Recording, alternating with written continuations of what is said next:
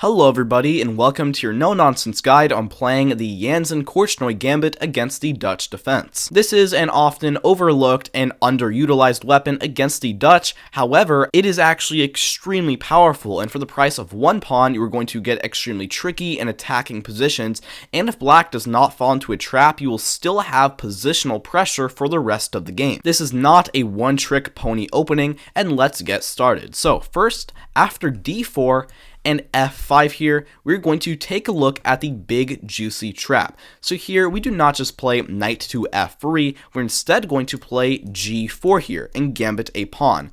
But we're not going to do that just yet, instead we prepare it first with h3.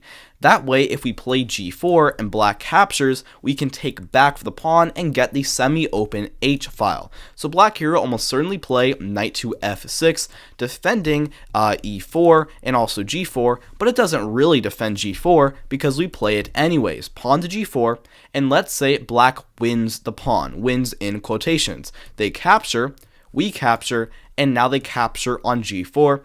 And let's take a step back for a moment. Black here is up a pawn, that is true. However, for the pawn, we have a good amount of compensation. We have here the semi-open h-file with our rook, and because of that, we have some kingside pressure, and judging from the fact that black already has a massive weakness, this diagonal right here, we can try to attack on the king side immediately, and it likely is not going to turn out very well for black. So here we play queen up to d3, attacking h7 with our rook and our queen. Black cannot let us capture because then they do not have a material advantage and their entire king side falls apart.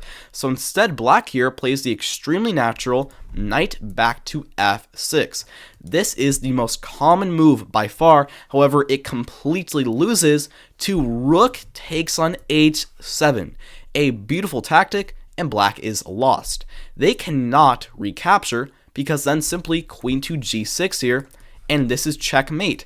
If they take with the knight instead, then once again, queen to g6 is just checkmate. Their only real try here, I guess, would be d5 to make a runaway square for their king, but we can simply give a check. They're forced to run, and now we capture the rook.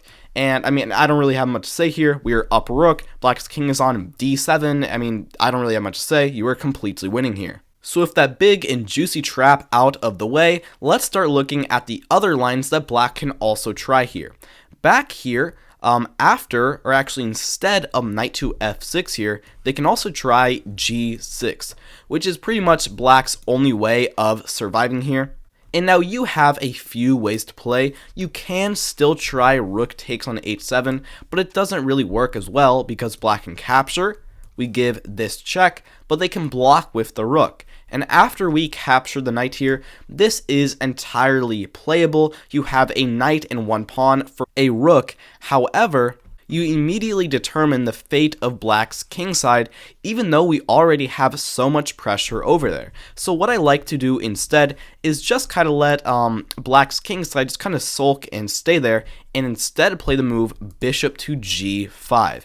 Now this is a fun move. We are pinning the e-pawn, and it is actually very hard for black to play a move.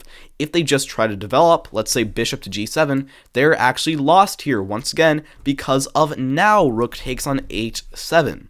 They will recapture most likely, and now we play queen to g6 check here. We get this fork, and after king to f8, and queen takes on h7 here, you are up 1 point of material, and black's king is on f8, and this is just a total disaster for them. You are pretty much winning here.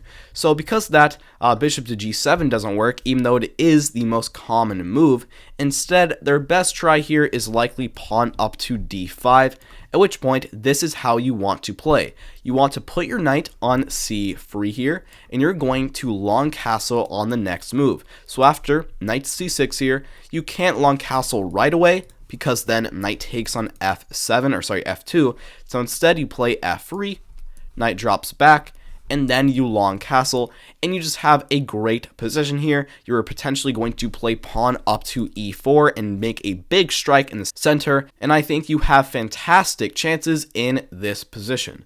So, they really cannot win the pawn here, even though this is a gambit. Their only other tries here are to not win the pawn, instead get a fine position. Let's say they capture once, we capture, but they do not capture the second pawn here. They instead play pawn up to d5, which is black's best try here if they do end up capturing on g4 like this. However, here we still have a lot of fun with the move g5.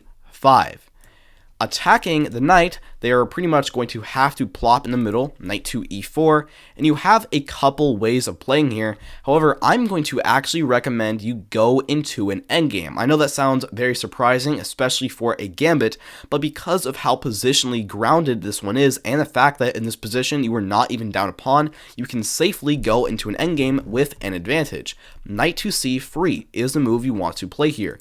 Black will most likely capture. You're going to capture back with the pawn, bishop to f5 here, developing, and now you want to put this bishop on h3. And these moves will almost always going to happen. They can play some other stuff, but this is generally how you want to play. They are going to play queen to d7 here, defend the bishop, captures, and after knight to f3 and e6, you now play queen up to d3 here. And the point of this is that after this trade, you just have an advantage in this endgame because of, one, the open b file. You can play rook to b1 and have some pressure against that. However, also e6. This is a gigantic weakness that black is pretty much never going to be able to handle properly. You can potentially even play bishop to f4 and control e5 anymore just to make sure this pawn will never ever push up. And the fact is, this one weakness of a pawn gives you a +1 advantage because, be honest, is this pawn really worth an entire pawn?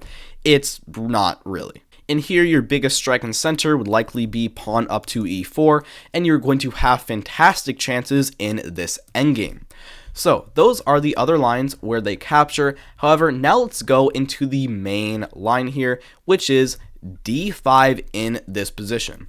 First off, if you have an opponent that doesn't know any of the theory here, they're pretty much never going to find d5 because d5 never ever happens in the Dutch except for this pretty much rare circumstance. So here, what you want to do is play knight to f3, develop your knight. You don't really want to push up here because you won't really have the same pressure as you do as in the other line. So now black will capture, and now they capture with the bishop. So you are going to be down a pawn here, but the thing is, you are still going to get a very aggressive and attacking game because of black's extremely weak kingside. This is a backwards pawn, you have the semi-open h-file, and this is about how you will play. You're going to play knight to e5 here. Hop in the center and attack the bishop. They don't want to lose their bishop, so they back up, bishop to f5, and now you want to go bishop h3 here. Once again, seeing this idea of moving the bishop to h3 and getting this trade like so. And the idea here is that you really don't care about messing up your king side because it's already messed up, and this rook up to h3 is only going to be useful in the future because you can potentially rook lift just about anywhere, wherever you desire. So here, how this is most likely going to go from here is e6, pawn up, trying to develop their bishop, bishop to g5 here, getting this pin, bishop to e7, undoing the pin, and now queen up to d3 here. And we once again get a case where black just has to deal with a lot of weaknesses on their king side, and they already have to be careful here. If they just mindlessly castle, they are lost because of bishop takes on f6, and now the rook and the queen are coming in. If they capture, queen takes on h7, checkmate.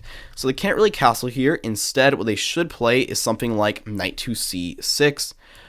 Immediately attack the center and try to get our very good knight out of there. At which point you have a pretty simple way of playing. You're going to capture, do this trade, and then play knight to d2 and long castle. And the problem here for black is kind of just, what do?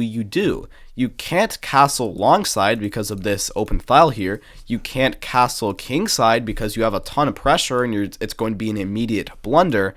And I mean, black just has a really hard time playing here. And here, your best course of action after you get a position like this would most likely to be trying to play a move like rook to g1, and then trying to attack on the king side where you always have so much pressure. Alright, thank you so much for watching. Let me know if you actually have success in playing this gambit, and I will see you next time, hopefully.